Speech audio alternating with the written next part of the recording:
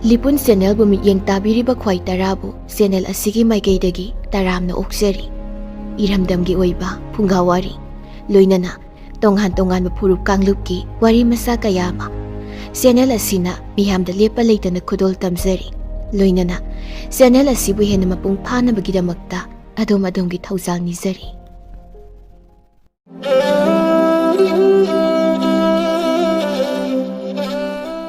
ꯉꯁꯤꯁꯨ ꯌꯥꯝꯅ ꯅꯨꯡꯉꯥꯏꯔꯕ ꯋꯥꯔꯤ ꯑꯃꯈꯛ ꯄꯨꯗꯨꯅ ꯂꯥꯛꯆꯔꯤ꯫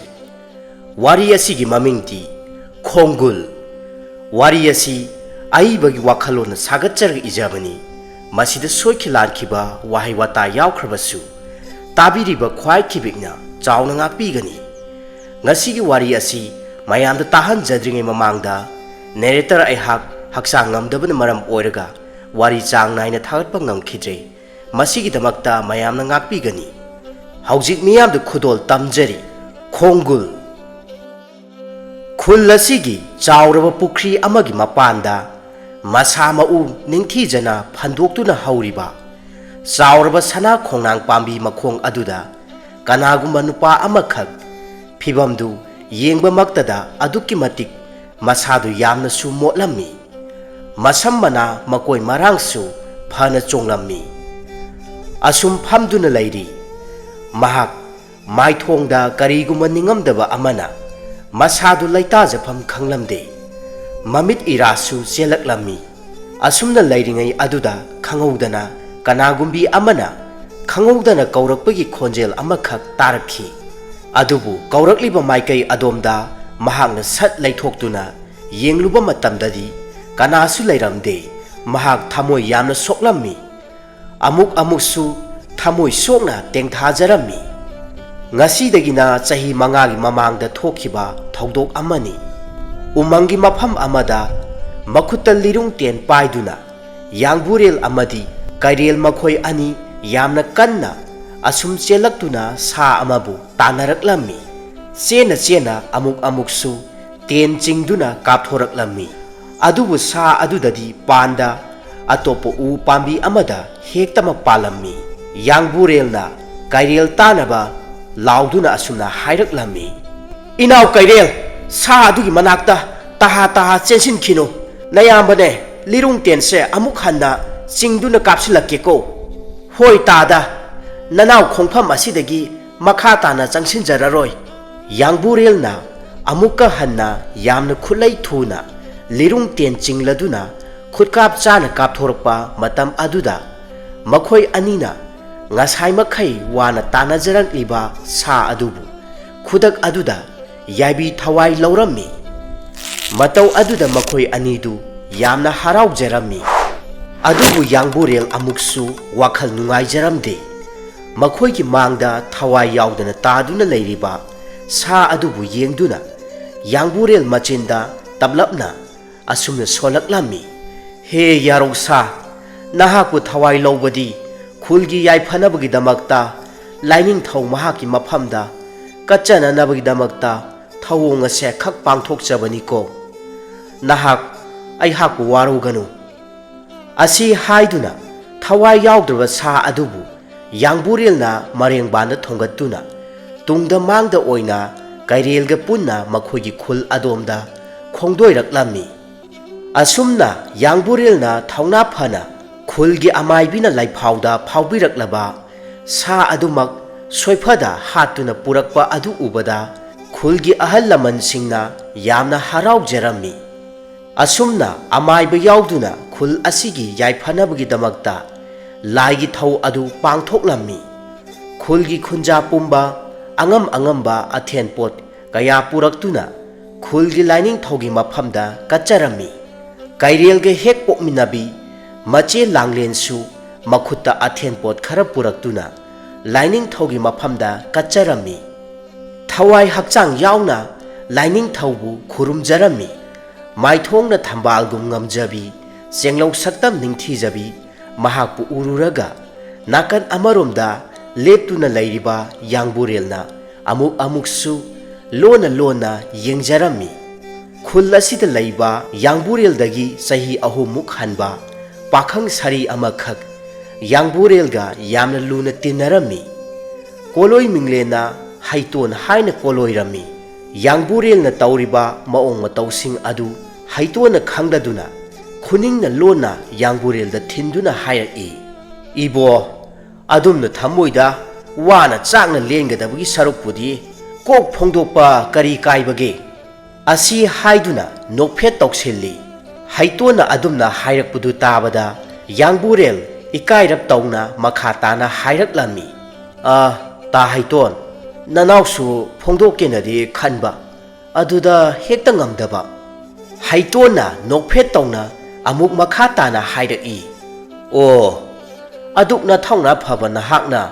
ꯅꯨꯡꯁꯤꯕꯒꯤ ꯃꯇꯥꯡꯁꯤꯗꯗꯤ ꯑꯣꯟꯊꯣꯛꯅ ꯄꯥꯡꯗꯕ ꯑꯃꯒꯨꯝ ꯄꯨꯟꯁꯤ ꯂꯦꯜꯂꯒꯦ ꯈꯜꯂꯕ ꯏꯕꯣ ꯑꯗꯨ ꯑꯣꯏꯔꯕꯗꯤꯅꯦ ꯅꯌꯥꯝꯕꯒꯤ ꯑꯣꯏꯔꯤꯕ ꯐꯤꯕꯝ ꯑꯁꯦ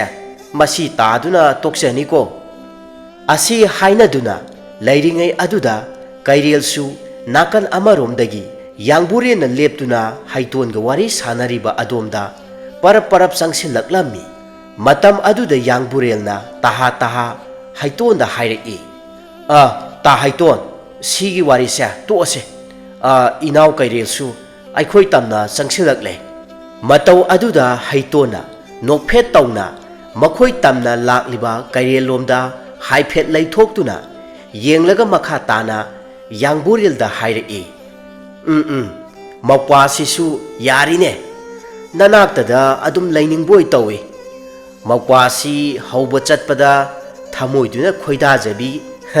ꯃꯍꯥꯛꯄꯨ ꯂꯣꯟꯅ ꯂꯣꯟꯅ ꯌꯦꯡꯖꯔꯝꯒꯗꯕꯗꯨ ꯅꯌꯥꯝꯕꯗꯤꯅꯦ ꯃꯤꯠꯁꯤꯗ ꯁꯪꯁꯪ ꯎꯔꯦꯕꯣ ꯑꯁꯤ ꯍꯥꯏꯗꯨꯅ ꯃꯈꯣꯏ ꯑꯅꯤ ꯍꯥꯏꯐꯦꯠ ꯅꯣꯛꯂꯝꯃꯤ ꯅꯨꯃꯤꯗꯥꯡꯒꯤ ꯃꯇꯝꯅꯤ ꯅꯨꯄꯥ ꯑꯃꯈꯛ ꯑꯁꯨꯛꯄ ꯎꯃꯪꯒꯤ ꯃꯆꯤ ꯑꯃꯗ ꯃꯈꯨꯠꯇ ꯌꯣꯠꯄꯥꯛ ꯑꯃ ꯄꯥꯏꯗꯨꯅ ꯂꯩꯕꯥꯛ ꯀꯟꯅ ꯀꯟꯅ ꯇꯧꯔꯝꯃꯤ ꯍꯩ ꯌꯥ ꯍꯩ ꯌꯥ ꯍꯩ ꯌꯥ ꯍꯩ ꯌꯥ ꯑꯁꯣꯝꯗ ꯂꯥꯡꯂꯦꯟꯒꯤ ꯃꯌꯨꯝ ꯃꯣꯡꯕ ꯁꯪꯒꯥꯏꯗꯅꯤ ꯂꯥꯡꯂꯦꯟꯒꯤ ꯑꯄꯣꯛꯄꯤ ꯄꯂꯦꯝ ꯂꯥꯡꯂꯦꯟ ꯑꯃꯗꯤ ꯃꯧꯄ꯭ꯋꯥ ꯅꯨꯄꯥ ꯀꯩꯔꯦꯜ ꯃꯈꯣꯏ ꯑꯍꯨꯝ ꯅꯨꯃꯤꯗꯥꯡꯒꯤ 12 ꯂꯨꯀꯣꯏꯁꯤꯡ ꯆꯤꯟꯗꯝꯂꯝꯃꯤ ꯂꯥꯡꯂꯦꯟꯒꯤ ꯑꯄꯣꯛꯄꯤ ꯄꯂꯦꯝ ꯊꯥꯔꯤꯛꯅ ꯃꯆꯥꯁꯤꯡꯕꯨ ꯌꯦꯡꯗꯨꯅ ꯑꯁꯨꯝꯅ ꯍꯥꯏꯔꯛꯂꯝꯃꯤ ꯏꯆꯥꯁꯥ ꯄꯂꯦꯝ ꯅꯃꯥ ꯑꯩꯍꯥꯛꯀꯤꯗꯤ ꯅꯈꯣꯏ ꯑꯅꯤꯅ ꯊꯋꯥꯏꯅꯤꯀꯣ ꯂꯝꯍꯦꯟ ꯇꯨꯍꯦꯟꯕ ꯏꯃꯥꯒꯤ ꯃꯥꯏ ꯈꯨꯅꯕ ꯊꯕꯛ ꯑꯃꯠꯇ ꯇꯧꯕ ꯌꯥꯔꯣꯏꯀꯣ ꯀꯩꯔꯣꯏ ꯂꯩꯀꯥꯏꯒꯤ ꯃꯤꯑꯣꯏꯁꯤꯡꯅ ꯅꯣꯛꯅꯈꯤꯅꯤ ꯂꯨꯈ꯭ꯔꯥꯕꯤ ꯃꯆꯥꯁꯤꯡꯁꯤꯅ ꯇꯧꯖ ꯁꯥꯖꯔꯤꯁꯦ ꯍꯥꯏꯗꯨꯅꯅꯦ ꯈꯨꯕꯥꯛ ꯈꯨꯅꯈꯤꯅꯤꯀꯣ ꯂꯥꯡꯂꯦꯟ ꯆꯥꯛ ꯆꯈꯣꯝ ꯑꯃ ꯍꯨꯛꯀꯦ ꯍꯥꯏꯅ ꯇꯧꯔꯝꯕ ꯑꯗꯨ ꯇꯞꯅ ꯊꯥꯡꯊꯗꯨꯅ ꯄꯂꯦꯝ ꯃꯍꯥꯛꯄꯨ ꯌꯦꯡꯗꯨꯅ ꯑꯁꯨꯝꯅ ꯈꯨꯝꯂꯛꯂꯝꯃꯤ ꯄꯂꯦꯝ ꯏꯃꯥ ꯅꯆꯥꯁꯤꯡꯅ ꯏꯃꯥꯒꯤ ꯃꯥꯏ ꯈꯨꯅꯕ ꯊꯕꯛ ꯑꯃꯠꯇ ꯇꯧꯒꯦ ꯍꯥꯏꯅꯁꯨ ꯈꯟꯖꯗꯦ ꯏꯄ꯭ꯋꯥꯁꯨ ꯃꯆꯦꯝ ꯑꯩꯍꯥꯛꯅ ꯋꯥꯔꯛ ꯋꯥꯇꯦꯝꯕ ꯃꯇꯝꯗ ꯀꯔꯤꯁꯨ ꯆꯤꯟꯊꯛꯇ ꯈꯨꯝꯗꯦ ꯅꯨꯄꯥ ꯃꯆꯥ ꯑꯃꯈꯛ ꯑꯣꯏꯔꯨꯕꯒꯤ ꯈꯔ ꯑꯗꯨ ꯃꯉꯥꯎ ꯊꯤꯖꯕ ꯈꯛꯀꯤ ꯋꯥꯇꯅꯤ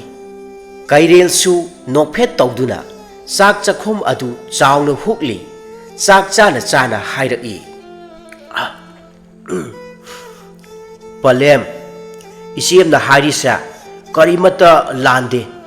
ꯅꯆꯥꯁꯨ ꯈꯪꯉꯤꯗ ꯑꯗꯨꯅ ꯀꯔꯤꯁꯨ ꯂꯝ ꯍꯦꯟꯖꯔꯣꯏ ꯑꯗꯣ ꯏꯆꯦꯝ ꯇꯥ ꯌꯥꯡꯕꯨꯔꯦꯜꯁꯦ ꯃꯕꯨꯛ ꯌꯥꯝꯅ ꯐꯩꯉꯣ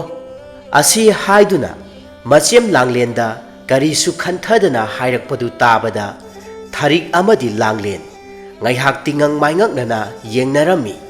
ꯊꯥꯔꯤꯛꯅ ꯅꯣꯛꯐꯦꯠ ꯇꯧꯗꯨꯅ ꯃꯆꯥꯅꯨꯄꯥ ꯀꯩꯔꯦꯜ ꯌꯦꯡꯂꯗꯨꯅ ꯃꯈꯥ ꯇꯥꯅ ꯍꯥꯏꯔꯛꯂꯝꯃꯤ ꯌꯥꯝꯅ ꯐꯩ ꯅꯨꯄꯥ ꯃꯆꯥꯗꯣ ꯑꯩꯈꯣꯏꯒꯤ ꯑꯋꯥꯕ ꯀꯌꯥꯗꯁꯨ ꯃꯇꯦꯡ ꯄꯥꯡꯕꯤꯗꯨꯅꯇ ꯂꯥꯛꯂꯤ ꯑꯗꯨꯕꯨꯅꯦ ꯃꯤꯒꯤ ꯃꯆꯥꯅꯤ ꯑꯗꯨꯒꯤꯁꯨ ꯃꯊꯛꯇ ꯄꯥꯈꯪ ꯃꯆꯥꯅꯤꯗꯣ ꯑꯁꯤ ꯍꯥꯏꯗꯨꯅ ꯃꯈꯥ ꯇꯥꯅꯗꯤ ꯊꯥꯔꯤꯛ ꯋꯥ ꯑꯃꯠꯇ ꯍꯥꯏꯔꯛꯇ꯭ꯔꯦ 12 ꯂꯨꯀꯣꯏꯁꯤꯡ ꯑꯗꯨ ꯃꯈꯥ ꯇꯥꯅ ꯆꯤꯟꯗꯝꯂꯝꯃꯤ ꯄꯂꯦꯝ ꯃꯍꯥꯛꯀꯤ ꯋꯥꯍꯩ ꯈꯔ ꯑꯗꯨꯗ ꯂꯥꯡꯂꯦꯟ ꯃꯍꯥꯛꯇꯤ ꯃꯕꯨꯛꯅꯤꯡꯗ ꯀꯔꯤꯒꯨꯝꯕ ꯑꯃꯕꯨ ꯈꯟꯈꯤ ꯑꯗꯨꯕꯨ ꯃꯍꯥꯛꯁꯨ ꯑꯗꯨꯃꯛ ꯃꯈꯥ ꯇꯥꯅ ꯀꯔꯤꯁꯨ ꯍꯥꯏꯔꯝꯗꯦ ꯆꯥꯛ ꯆꯥꯔꯤꯕ ꯑꯗꯨꯗ ꯃꯥꯏ ꯑꯣꯟꯁꯤꯟꯈꯤ ꯅꯨꯃꯤꯗꯥꯡꯒꯤ 12 ꯂꯨꯀꯣꯏꯁꯤꯡ ꯆꯥꯕ ꯊꯛꯄ ꯂꯣꯏꯅꯔꯕ ꯃꯇꯨꯡꯗ ꯌꯥꯡꯕꯨꯔꯦꯜ ꯃꯍꯥꯛꯀꯤ ꯀꯥꯗ ꯇꯨꯝꯕ ꯆꯪꯂꯛꯇꯨꯅ ꯐꯃꯨꯡ ꯊꯛꯇ ꯂꯣꯡꯅ ꯍꯤꯞꯊꯔꯛꯂꯝꯃꯤ ꯃꯃꯥꯏ ꯑꯗꯨꯅ ꯀꯥꯡꯈꯜ ꯃꯊꯛꯂꯣꯝꯗ ꯌꯦꯡꯈꯠꯂꯗꯨꯅ ꯋꯥꯈꯜ ꯑꯁꯨꯝ ꯇꯧꯔꯝꯃꯤ ꯃꯥꯏꯊꯣꯡꯗꯁꯨ ꯅꯣꯛꯐꯦꯠ ꯇꯧꯖꯗꯨꯅ ꯃꯆꯤꯟꯗꯁꯨ ꯑꯁꯨꯝꯅ ꯇꯞꯂꯞꯅ ꯁꯣꯟꯖꯩ ꯑꯩꯍꯥꯛꯀꯤ ꯊꯃꯣꯏꯅꯨꯡꯗ ꯅꯍꯥꯛꯄꯨ ꯆꯦꯠꯅ ꯀꯅꯥꯁꯨ ꯈꯪꯍꯟꯗ ꯂꯥꯠꯆꯔꯤꯕ ꯑꯁꯦ ꯀꯔꯝꯕ ꯃꯤꯀꯨꯞꯇ ꯐꯣꯡꯗꯣꯛꯄ ꯉꯝꯒꯗꯧꯔꯤꯕꯅꯣ ꯌꯥꯡꯕꯨꯔꯦꯜ ꯅꯍꯥꯛꯀꯤ ꯊꯃꯣꯏ ꯑꯁꯦ ꯑꯣꯟꯊꯣꯛꯅꯕꯨ ꯁꯣꯟꯈ꯭ꯔꯦꯗ ꯑꯁꯤ ꯍꯥꯏꯗꯨꯅ ꯉꯁꯥꯏ ꯈꯨꯜꯒꯤ ꯂꯥꯏ ꯍꯔꯥꯎꯐꯝꯗ ꯎꯈꯤꯕ ꯂꯥꯡꯂꯦꯟꯒꯤ ꯅꯤꯡꯊꯤꯖꯕꯤ ꯆꯦꯡꯂꯧ ꯁꯛꯇꯝ ꯑꯗꯨ ꯌꯥꯡꯕꯨꯔꯦꯜ ꯃꯍꯥꯛꯀꯤ ꯃꯃꯤꯠꯇ ꯑꯁꯨꯝ ꯎꯗꯨꯅ ꯂꯩꯔꯝꯃꯤ ꯉꯥꯏꯍꯥꯛ ꯑꯗꯨꯗ ꯌꯥꯡꯕꯨꯔꯦꯜ ꯃꯃꯤꯠ ꯎꯏꯁꯤꯟꯗꯨꯅ ꯇꯨꯝꯊꯕ ꯌꯥꯔꯝꯗꯦ ꯃꯇꯝꯅ ꯑꯁꯨꯝ ꯊꯦꯡꯖꯤꯜꯂꯛꯄꯅ ꯌꯥꯡꯕꯨꯔꯦꯜ ꯃꯃꯤꯠ ꯇꯞꯅ ꯎꯏꯊꯈꯤ ꯑꯗꯨꯃꯛ ꯇꯨꯝꯊꯈꯤꯔꯝꯃꯤ ꯃꯍꯥꯛꯀꯤ ꯈꯣꯝꯂꯦꯟ ꯃꯪꯂꯥꯟꯗ ꯀꯔꯤꯒꯨꯝꯕ ꯈꯔ ꯎꯔꯛꯂꯝꯃꯤ ꯌꯥꯡꯕꯨꯔꯦꯜ ꯃꯍꯥꯛ ꯃꯈꯨꯠꯇ ꯂꯤꯔꯨꯡ ꯇꯦꯟ ꯄꯥꯏꯗꯨꯅ ꯋꯥꯡꯂꯕ ꯆꯤꯡꯁꯥꯡ ꯅꯥꯄꯣꯝ ꯑꯃꯒꯤ ꯆꯤꯗꯥꯏꯗ ꯀꯟꯅ ꯆꯦꯟꯗꯨꯅ ꯀꯔꯤꯒꯨꯝꯕ ꯑꯃꯕꯨ ꯀꯟꯅ ꯇꯥꯟꯅꯔꯛꯂꯝꯃꯤ ꯂꯤꯔꯨꯡ ꯇꯦꯟꯅꯁꯨ ꯇꯦꯟꯗꯝꯗꯨꯅ ꯀꯥꯞꯂꯝꯃꯤ ꯑꯗꯨꯕꯨ ꯀꯔꯤꯁꯨ ꯄꯥꯟꯕ ꯉꯝꯂꯝꯗꯦ ꯃꯆꯤꯟꯗꯁꯨ ꯑꯁꯨꯝꯅ ꯁꯣꯜꯂꯤ ꯆꯦꯜꯂꯨ ꯆꯦꯜꯂꯨ ꯅꯍꯥꯛꯅ ꯀꯌꯥꯝ ꯌꯥꯡꯅ ꯆꯦꯟꯕ ꯉꯝꯕꯒꯦ ꯍꯥꯏꯕꯗꯨ ꯌꯦꯡꯕ ꯇꯥꯔꯦꯗꯅ ꯑꯁꯤ ꯍꯥꯏꯗꯨꯅ ꯑꯃꯨꯛꯇꯪ ꯂꯤꯔꯤ ꯆꯤꯡꯗꯨꯅ ꯈꯨꯠꯀꯥꯞ ꯆꯨꯝꯅ ꯀꯥꯞꯊꯣꯔꯛꯄ ꯃꯇꯝ ꯑꯗꯨꯗ ꯃꯍꯥꯛꯅ ꯉꯁꯥꯏ ꯃꯈꯩ ꯌꯥꯝꯅ ꯋꯥꯅ ꯇꯥꯟꯅꯔꯛꯂꯤꯕ ꯁꯥ ꯑꯗꯨꯗ ꯇꯦꯟꯖꯩ ꯑꯗꯨꯅ ꯃꯉꯛꯁꯝ ꯃꯄꯥ ꯆꯞ ꯆꯥꯅ ꯄꯥꯜꯂꯝꯃꯤ ꯃꯗꯨꯗꯒꯤ ꯃꯍꯥꯛ ꯌꯥꯝꯅ ꯍꯔꯥꯎꯔꯗꯨꯅ ꯁꯥ ꯑꯗꯨꯒꯤ ꯃꯅꯥꯛ ꯇꯝꯅ ꯆꯦꯟꯁꯤꯟꯗꯨꯅ ꯌꯦꯡꯂꯝꯃꯤ ꯑꯗꯨꯕꯨ ꯑꯉꯛꯄꯒꯤ ꯃꯇꯧꯅꯤ ꯁꯥ ꯑꯗꯨꯅ ꯈꯪꯍꯧꯗꯅ ꯍꯧꯒꯠꯂꯛꯇꯨꯅ ꯌꯥꯡꯕꯨꯔꯦꯜꯗ ꯑꯣꯟꯁꯤꯜꯂꯗꯨꯅ ꯉꯪꯗꯨꯅ ꯇꯥꯏꯕꯪ ꯃꯤꯔꯣꯜꯗ ꯑꯁꯨꯝꯅ ꯍꯥꯏꯔꯛꯂꯝꯃꯤ ꯅꯍꯥꯛꯀꯤ ꯄꯨꯟꯁꯤꯗ ꯑꯐꯕ ꯈꯛ ꯑꯣꯏꯔꯛꯂꯣꯏ ꯁꯤꯡꯅꯕ ꯍꯧꯔꯛꯂꯕꯅꯤꯅ ꯃꯗꯨꯒꯤ ꯋꯥꯔꯣꯏꯁꯤꯟ ꯑꯃꯗꯤ ꯁꯣꯏꯗꯅ ꯄꯨꯔꯛꯂꯒꯅꯤ ꯑꯁꯤ ꯍꯥꯏꯔꯝꯗꯨꯅ ꯁꯥ ꯑꯗꯨ ꯈꯨꯗꯛ ꯑꯗꯨꯗ ꯍꯧꯒꯠꯇꯨꯅ ꯀꯟꯅ ꯌꯥꯡꯅ ꯅꯨꯡꯁꯤꯠꯀꯤ ꯃꯥꯡ ꯊꯥꯗꯨꯅ ꯃꯐꯝ ꯑꯗꯨ ꯊꯥꯗꯣꯛꯇꯨꯅ ꯆꯦꯟꯈꯤꯔꯝꯃꯤ ꯃꯇꯧ ꯑꯗꯨꯗ ꯌꯥꯡꯕꯨꯔꯦꯜ ꯌꯥꯝꯅ ꯉꯛꯅ ꯂꯩꯔꯝꯃꯤ ꯃꯍꯥꯛ ꯃꯆꯤꯟꯗꯁꯨ ꯑꯁꯨꯝꯅ ꯁꯣꯜꯂꯝꯃꯤ ꯏꯁ ꯀꯔꯤ ꯃꯇꯧꯅꯣ ꯉꯁꯤ ꯑꯩꯍꯥꯛꯅ ꯏꯃꯤꯠꯁꯤꯗ ꯎꯔꯤꯕ ꯑꯁꯤꯕꯨ ꯃꯁꯤꯕꯨ ꯑꯣꯏꯊꯣꯛꯄ ꯌꯥꯕ꯭ꯔꯥ ꯃꯇꯧ ꯀꯔꯝꯅꯅꯣ ꯁꯥꯅꯕꯨ ꯇꯥꯏꯕꯪ ꯃꯤꯔꯣꯜ ꯉꯥꯡꯕ ꯍꯧꯅꯕ꯭ꯔꯥ ꯑꯗꯨꯒ ꯇꯦꯟꯖꯩꯅ ꯃꯉꯛ ꯁꯝꯗ ꯄꯥꯜꯂꯕ ꯑꯗꯨꯕꯨ ꯑꯃꯨꯛ ꯍꯤꯡꯒꯠꯇꯨꯅ ꯀꯔꯤꯁꯨ ꯇꯧꯗꯕꯒꯨꯝꯅ ꯏꯃꯥꯡꯁꯤꯗꯒꯤ ꯀꯟꯅ ꯆꯦꯟꯈꯤꯕ ꯑꯁꯤꯅ ꯀꯔꯤꯒꯤ ꯑꯁꯤ ꯍꯥꯏꯗꯨꯅ ꯌꯥꯡꯕꯨꯔꯦꯜ ꯌꯥꯝꯅ ꯉꯛꯅ ꯑꯁꯨꯝ ꯁꯣꯟꯗꯨꯅ ꯂꯩꯔꯤꯉꯩ ꯑꯗꯨꯗ ꯃꯍꯥꯛꯀꯤ ꯃꯤꯠꯃꯥꯡꯗ ꯂꯥꯞꯇꯛꯅ ꯂꯥꯡꯂꯦꯟ ꯃꯍꯥꯛꯅ ꯀꯅꯥꯁꯨ ꯌꯥꯎꯗꯅ ꯃꯊꯟꯇ ꯆꯤꯡꯒꯤ ꯅꯥꯄꯣꯝ ꯃꯥꯏꯀꯩ ꯑꯃꯔꯣꯝꯗ ꯈꯣꯡꯗꯣꯏꯔꯤꯕ ꯑꯗꯨ ꯎꯔꯛꯂꯝꯃꯤ ꯃꯗꯨꯗꯒꯤ ꯃꯍꯥꯛ ꯇꯍꯥ ꯇꯍꯥ ꯍꯧꯒꯠꯂꯛꯇꯨꯅ ꯂꯥꯡꯂꯦꯟꯕꯨ ꯀꯧꯖꯔꯝꯃꯤ ꯑꯗꯨꯕꯨ ꯌꯥꯡꯕꯨꯔꯦꯜꯅ ꯀꯧꯖꯩ ꯍꯥꯏꯕꯇꯅꯤ ꯂꯥꯡꯂꯦꯟ ꯀꯔꯤꯁꯨ ꯇꯥꯗ ꯑꯁꯨꯝ ꯈꯣꯡꯁꯥꯜꯂꯤꯕ ꯑꯗꯨꯗ ꯌꯥꯡꯕꯨꯔꯦꯜ ꯄꯔꯞ ꯄꯔꯞ ꯂꯥꯡꯂꯦꯟ ꯂꯥꯡꯂꯦꯟ ꯍꯥꯏꯗꯨꯅ ꯀꯧꯗꯨꯅ ꯇꯥꯟꯅꯔꯝꯃꯤ ꯑꯗꯨꯕꯨ ꯂꯥꯡꯂꯦꯟꯗꯤ ꯀꯔꯤꯁꯨ ꯃꯃꯥꯏ ꯑꯗꯨ ꯂꯩꯊꯣꯔꯛꯄ ꯇꯧꯗꯅ ꯃꯍꯥꯛꯅ ꯆꯠꯂꯤꯕ ꯃꯥꯏꯀꯩ ꯑꯗꯣꯝꯗ ꯑꯁꯨꯝ ꯌꯦꯡꯗꯨꯅ ꯈꯣꯡꯁꯥꯜꯂꯝꯃꯤ ꯃꯇꯧ ꯑꯗꯨꯗ ꯌꯥꯡꯕꯨꯔꯦꯜꯁꯨ ꯌꯥꯝꯅ ꯄꯥꯈꯠꯆꯔꯝꯃꯤ ꯃꯪꯂꯥꯟ ꯑꯁꯤꯃꯛ ꯆꯞ ꯃꯥꯟꯅꯅ ꯑꯁꯣꯝꯗ ꯂꯥꯡꯂꯦꯟꯒꯤ ꯈꯣꯝꯂꯦꯟ ꯃꯪꯂꯥꯟꯗꯁꯨ ꯃꯍꯥꯛꯅ ꯆꯤꯡꯁꯥꯡ ꯅꯥꯄꯣꯝ ꯑꯃꯒꯤ ꯃꯥꯏꯀꯩꯗ ꯂꯦꯞꯄ ꯂꯩꯇꯅ ꯈꯣꯡꯁꯥꯜꯂꯤꯕ ꯑꯗꯨꯗ ꯃꯍꯥꯛꯀꯤ ꯃꯇꯨꯡꯂꯣꯝꯗ ꯂꯥꯞꯇꯛꯅ ꯌꯥꯡꯕꯨꯔꯦꯜꯒꯤ ꯈꯣꯟꯖꯦꯜ ꯃꯥꯟꯕ ꯇꯝꯕ ꯅꯨꯄꯥ ꯑꯃꯈꯛꯅ ꯀꯧꯗꯨꯅ ꯇꯥꯟꯅꯔꯛꯂꯤꯕ ꯑꯗꯨ ꯃꯍꯥꯛꯁꯨ ꯇꯥꯔꯝꯃꯤ ꯑꯗꯨꯕꯨ ꯃꯍꯥꯛ ꯀꯅꯥꯅꯣ ꯍꯥꯏꯗꯨꯅ ꯃꯃꯥꯏꯗꯨ ꯂꯩꯊꯣꯛꯇꯨꯅ ꯌꯦꯡꯒꯦ ꯍꯣꯠꯅꯖꯩ ꯑꯗꯨꯕꯨ ꯃꯃꯥꯏ ꯑꯗꯨ ꯀꯔꯤꯁꯨ ꯂꯩꯊꯣꯛꯄ ꯉꯝꯖꯔꯝꯗꯦ ꯃꯍꯥꯛ ꯌꯥꯝꯅ ꯋꯥꯅ ꯃꯈꯣꯡ ꯑꯗꯨ ꯂꯦꯞꯄ ꯂꯩꯇꯅ ꯑꯁꯨꯝ ꯈꯣꯡꯁꯥꯜꯂꯝꯃꯤ ꯑꯗꯨꯒ ꯅꯨꯄꯥ ꯑꯗꯨꯅ ꯂꯥꯡꯂꯦꯟꯕꯨ ꯐꯪꯒꯗꯕ ꯈꯖꯤꯛꯇꯪ ꯉꯥꯏꯔꯛꯂꯕ ꯃꯇꯝ ꯑꯗꯨꯗ ꯂꯥꯡꯂꯦꯟ ꯃꯍꯥꯛ ꯋꯥꯡꯂꯕ ꯆꯤꯡꯁꯥꯡ ꯑꯗꯨꯒꯤ ꯂꯣꯈꯥ ꯑꯃꯗ ꯈꯪꯍꯧꯗꯅ ꯆꯣꯡꯊꯈꯤꯔꯝꯃꯤ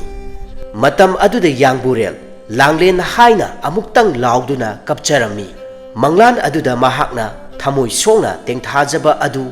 ꯃꯍꯥꯛ ꯇꯥꯏꯕꯪ ꯃꯪꯐꯥꯎꯅꯔꯛꯇꯨꯅ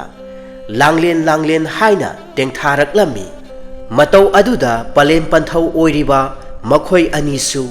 ꯃꯆꯥꯅꯨꯄꯥꯅ ꯀꯞꯄ ꯑꯗꯨ ꯃꯈꯣꯜ ꯇꯥꯔꯗꯨꯅ ꯄꯔꯞ ꯄꯔꯞ ꯆꯦꯟꯁꯤꯜꯂꯛꯇꯨꯅ ꯃꯆꯥꯕꯨ ꯌꯦꯡꯕꯤꯔꯝꯃꯤ ꯃꯁꯤꯃꯛꯀ ꯆꯞ ꯃꯥꯟꯅꯅ ꯑꯁꯣꯝꯗꯁꯨ ꯂꯥꯡꯂꯦꯟ ꯃꯍꯥꯛꯁꯨ ꯇꯥꯏꯕꯪ ꯃꯪꯐꯥꯎꯅꯔꯛꯇꯨꯅ khanglaw lawraklami adu kanna pakhanna lawkhiba aduda tharik mahaksu yaulakpaga mapa chakhiduna mahaksu taraduna parap parap machanupi gi kada chensilaktuna mamo mahakpu hawdokpirami langlen mahak mamai mamitu pirang amadi humangtana pik thalami tharik yamna pakhatna machanupi bu chena mathanungda konsinduna themjinbirami nongalabada makhoigi khulgi harau phamda khunjasing amadi amaiba amaibi kayasing suna tillabada khulgi harau mathoi kaba adu mapung phana pangthoklami amaibi gi laifauda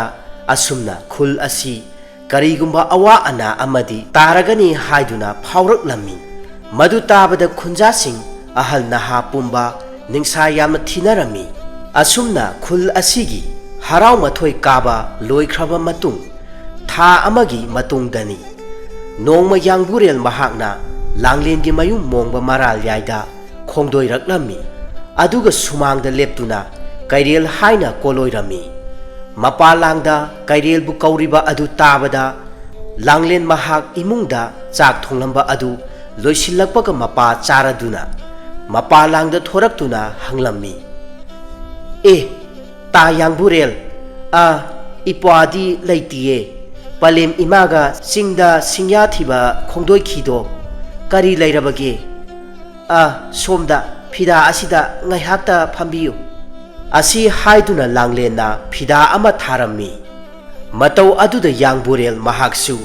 maithongda nokphet tauraduna mangolda kakhalakuna thariba phida aduda tapna phamtharami aduga tapna langlenda yengladuna hairaklammi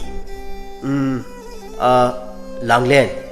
asi haiduna makha tabadi ngamjaramde langlen tingaknana hanglaki kari haige ta yangburel mabukningda asumna khanjarami asuk tan charaba asibu lemna manghanba chumde thamoigi oiba wasing asa hekta phongdolageda asi khanduna machinna thokna wafam adu kangthoke hek tawba maktada thonga lomdagi tharik amadi kairel makok thakta singja mapun amamam thongatladuna changlakpaga mapa hek charaduna sumangde leplammi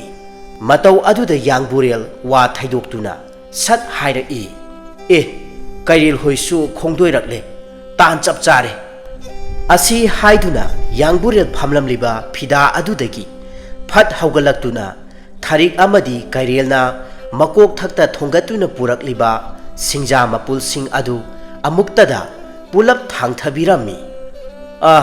ima yani nasa hekta thangthajage kairel nayamba thangthabirage matau aduda kaireldi nokphe tawna khumlaklami adunidana saphaba haibasidi onthoknabu nungaireda machanupa kairelgi matau aduda thariksu nokphe tawjai thida angawbasidi ibungo yangburel isana pangwa wabire phare adudi hekta thamu isa sidi nachanna ne saksu loiramlani nachinna naune hawba hawtaba thidana pulap chindamina khoko asi haiduna yangburel bu tharikna namdana khamlammi matau aduda yangburel mahaksu ik-a tawrami adumak yada kairelga punna makhoi ani tara mathil lukoising adu chindam minarami yangburel chak chana amuk lona langlena chindam liba adu yengjarami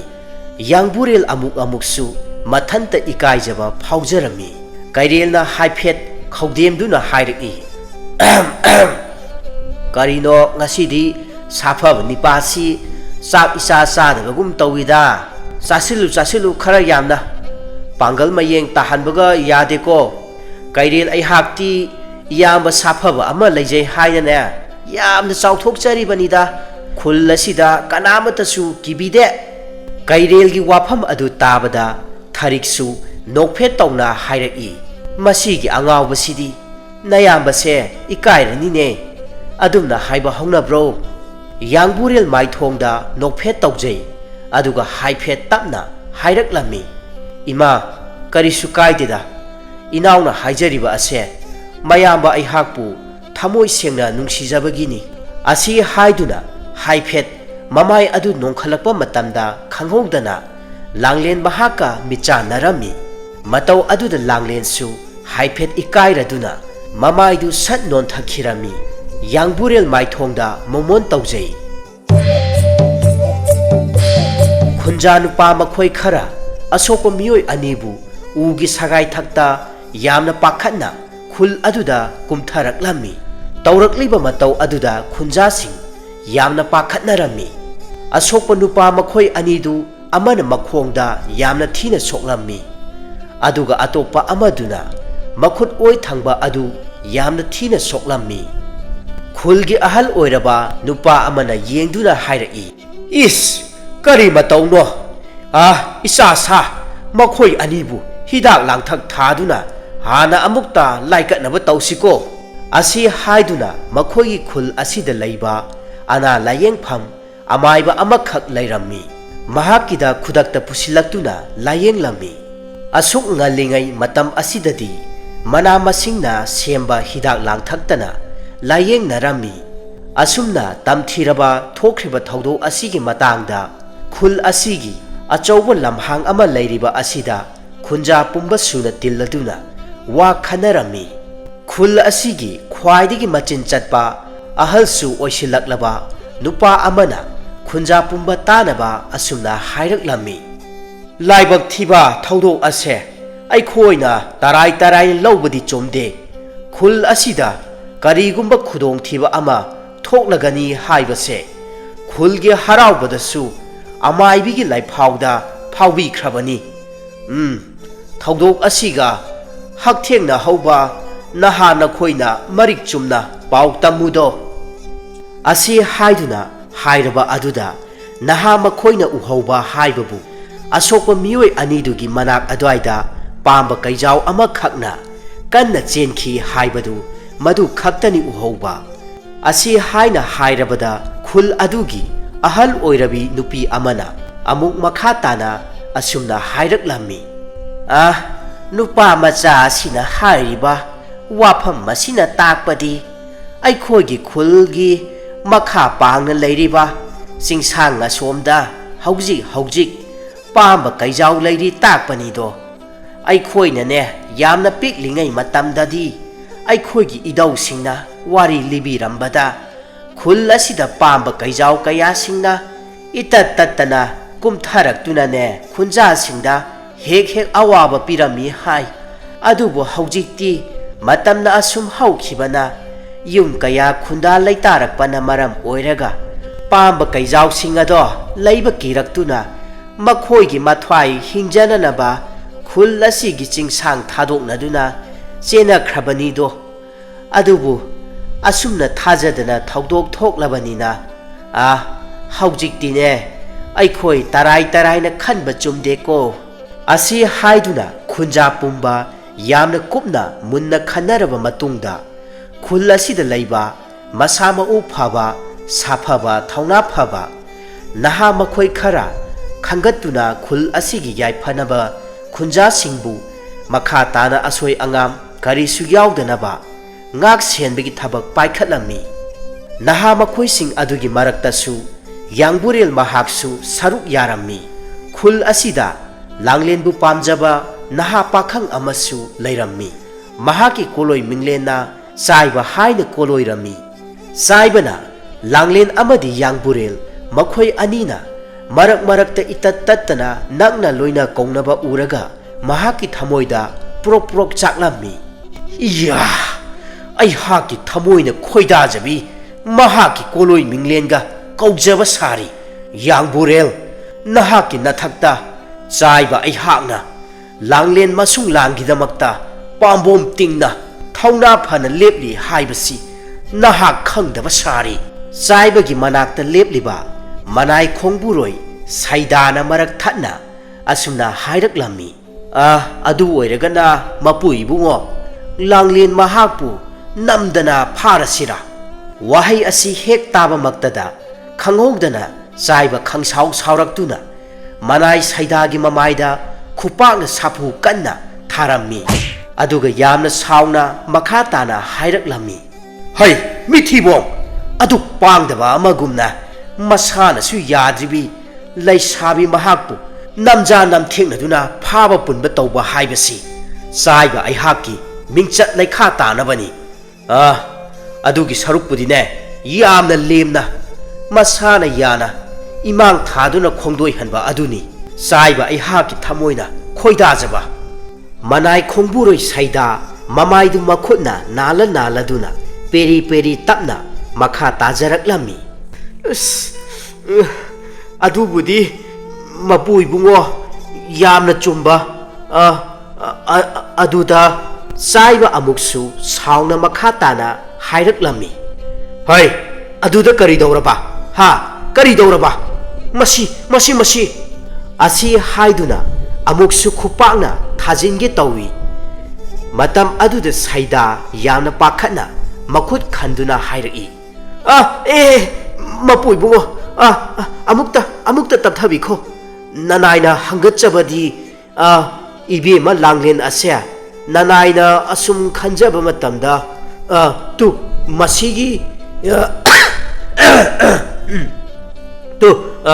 masigi ibungo yangburel gane thamoi tinana nungsi naramgadaba mali haijagi tawbani ibungo saiba amuka hena mamitu imuk ngangba makhai nasonana tapna makha tana hairak lami. Ya oiningba oisanu langlen mahakti saiba aihak khaktagi oigadamani kanagisu oiba yaroi asi haiduna makhut khutum singlammi nongma haukhibana haujikti yangburelsu langlenda apam nungsi phongdokladuna makhoi ani nungsinaba hauraklammi adubu makhoi anigi nungsinaba asidi laikai khunja amatada hekta khanganba ahal laman singna uba matamda mit nagadaba thabakti makhoi ani khak tawramde marak aduda langlengi makpanupa kairelsu yangburelna nungsina loina jaba matau aduda aduki mati kairelnasu yangburelbu luna khanjarami nongmata makhoi ani khak thadok naramde masung mamanaba loinabasi mangai sa tanba khongdoirasu makhoi animak punna haunaduna khongdoirami marak aduda yangburelgasu luna tinaba yangbureldagidi sahi khara hanba haitona nongma yangburel yengladuna asumna hairaklammi inaw khoidi mi oikhidawre nayamba khakta mangairene mi oidrise wafam adu tabada yangburel yamna ngakna hanglaklammi karino ta haiton gi se kochi amadi yawbagum tawida nanawda hekta asengbadu takpiyu kari dawrabage haitona momon nokladuna makha taraklammi ho inaw hoidine naraibak thamban salida nayamba khoidi onthoknabu kalak sakhreda yengu tu nayambagi chirai ase masina asum tangsilaklabada phajafam leiteda matau aduda yangburel mahak noktuna makha taraklammi is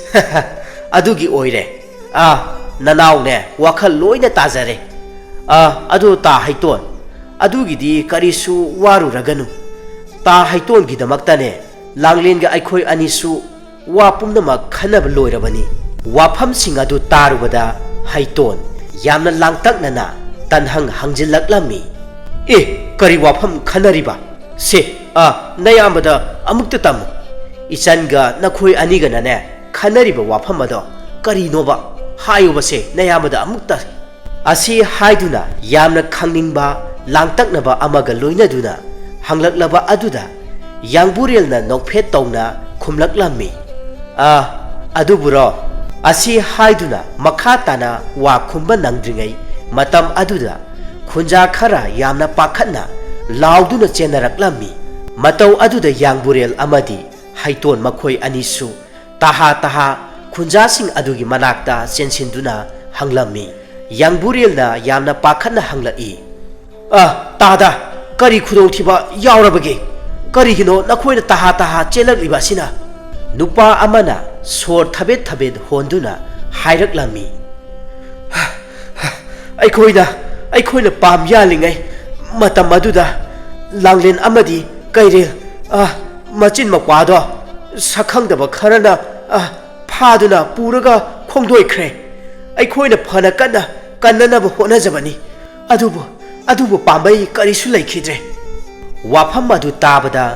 ꯌꯥꯡꯕꯨꯔꯦꯜ ꯃꯃꯤꯠꯇꯨ ꯏꯃꯨꯡ ꯉꯥꯡꯂꯛꯂꯝꯃꯤ ꯈꯨꯗꯛ ꯑꯗꯨꯗ ꯃꯍꯥꯛ ꯊꯤꯟꯊꯕ ꯇꯧꯗ ꯃꯍꯥꯛ ꯄꯔꯞ ꯆꯦꯟꯈꯤꯔꯝꯃꯤ ꯃꯇꯨꯡꯗ ꯍꯩꯇꯣꯟꯁꯨ ꯌꯥꯝꯅ ꯉꯛꯅ ꯌꯥꯡꯕꯨꯔꯦꯜ ꯉꯥꯏꯈꯣ ꯍꯥꯏꯗꯨꯅ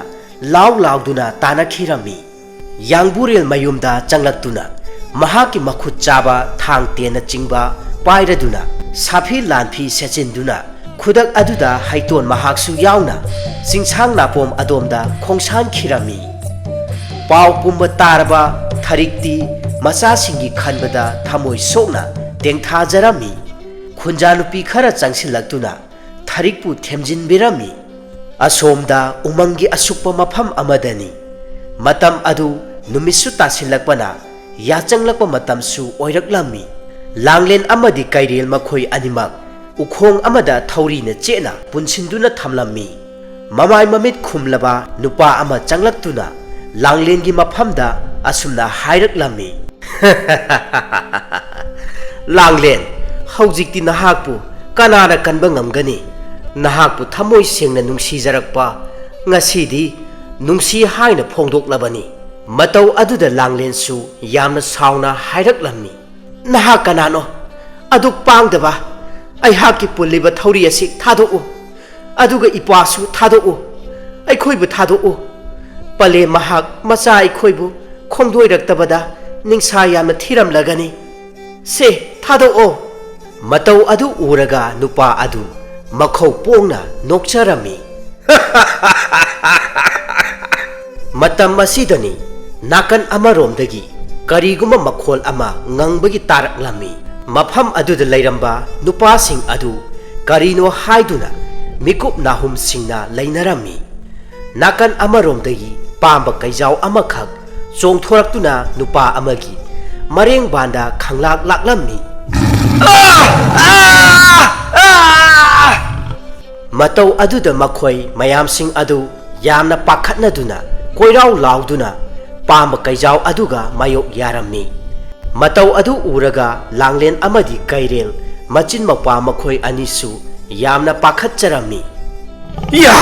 ꯃꯁꯤꯒꯤ ꯄꯥꯝꯕ ꯀꯩꯖꯥꯎ ꯑꯁꯤ ꯌꯥꯏꯕꯤ ꯊꯋꯥꯏ ꯂꯧꯔꯁꯦ ꯅꯥꯟꯊꯣꯛꯍꯟꯈꯤꯕ ꯌꯥꯗꯦ ꯂꯧꯔꯁꯦ ꯊꯥꯡ ꯑꯁꯤꯅ ꯍꯦꯛꯇ ꯂꯨꯔꯦꯜ ꯀꯛꯂꯒꯦ ꯑꯁꯤ ꯍꯥꯏꯗꯨꯅ ꯌꯥꯝꯅ ꯀꯟꯅ ꯃꯥꯌꯣꯛ ꯌꯥꯅꯔꯝꯃꯤ ꯃꯇꯝ ꯑꯗꯨꯗ ꯅꯥꯀꯟ ꯑꯃꯔꯣꯝꯗ ꯌꯥꯡꯕꯨꯔꯦꯜ ꯑꯃꯗꯤ ꯍꯩꯇꯣꯟ ꯃꯈꯣꯏ ꯑꯅꯤꯁꯨ ꯑꯁꯨꯝ ꯎꯃꯪ ꯑꯗꯣꯝꯗ ꯂꯥꯡꯂꯦꯟ ꯑꯃꯗꯤ ꯀꯩꯔꯦꯜ ꯃꯆꯤꯟ ꯃꯧꯄ꯭ꯋꯥꯒꯤ ꯈꯣꯡꯒꯨꯜ ꯂꯤꯔꯛꯄ ꯃꯇꯝꯗ ꯅꯥꯀꯟ ꯑꯃꯔꯣꯝꯗꯒꯤ ꯂꯥꯞꯇꯛꯅ ꯃꯤꯑꯣꯏ ꯀꯌꯥꯁꯤꯡꯅ ꯂꯥꯎ ꯈꯣꯡꯕ ꯑꯃꯗꯤ ꯃꯩꯔꯥ ꯄꯤꯛꯇꯛꯅ ꯉꯥꯟꯕꯒꯤ ꯃꯉꯥꯜ ꯑꯃꯈꯛ ꯎꯔꯛꯂꯝꯃꯤ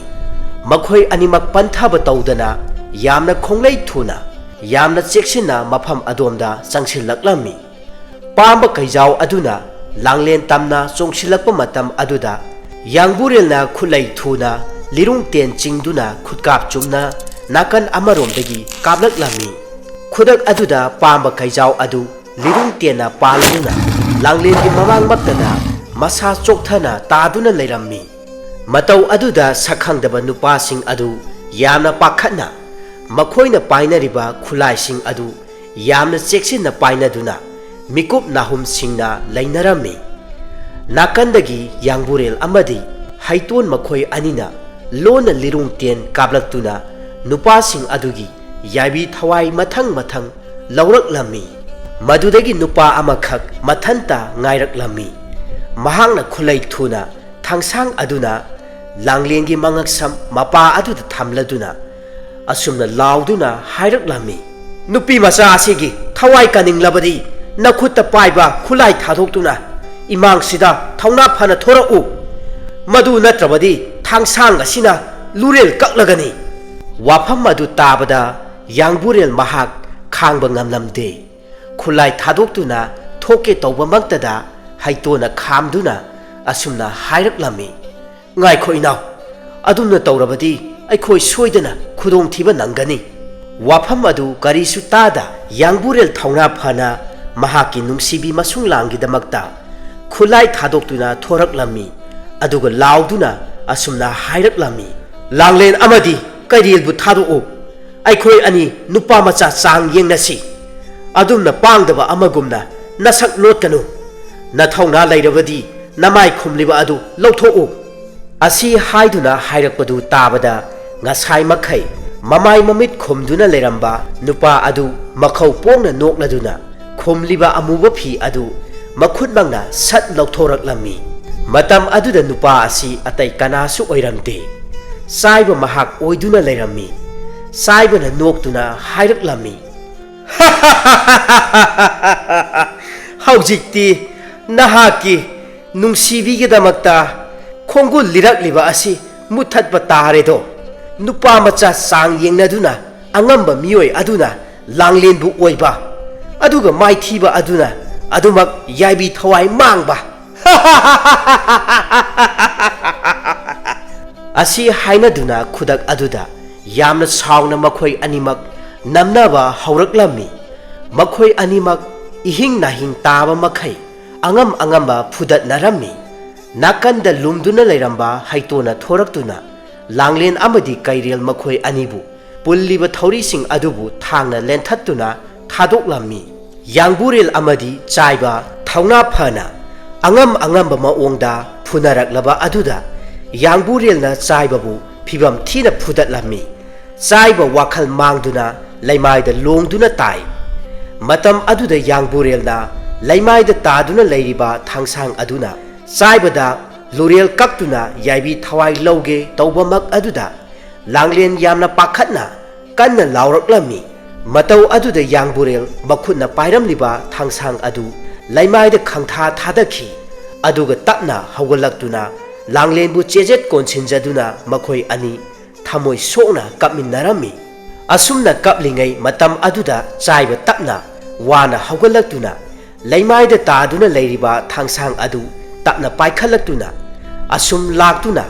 Yangburelbu thangsang aduna thingi torokpa maktada langlen mahakna Yangburelbu sat inthokkhiduna langlen mahakta chapchana thilammi matau aduda haitona yamna khonglei thuna chensillaktuna chaibabu khongpakna sapu kanna kaurammi